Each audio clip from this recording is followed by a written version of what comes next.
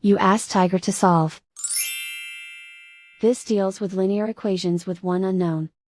The final result is x equals 4. Let's solve it step by step. Group all constants on the right side of the equation. Add 7 to both sides.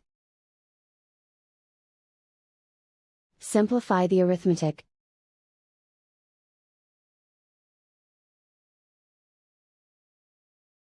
Isolate the x. Divide both sides by 2. Simplify the fraction. Find the greatest common factor of the numerator and denominator. Factor out and cancel the greatest common factor.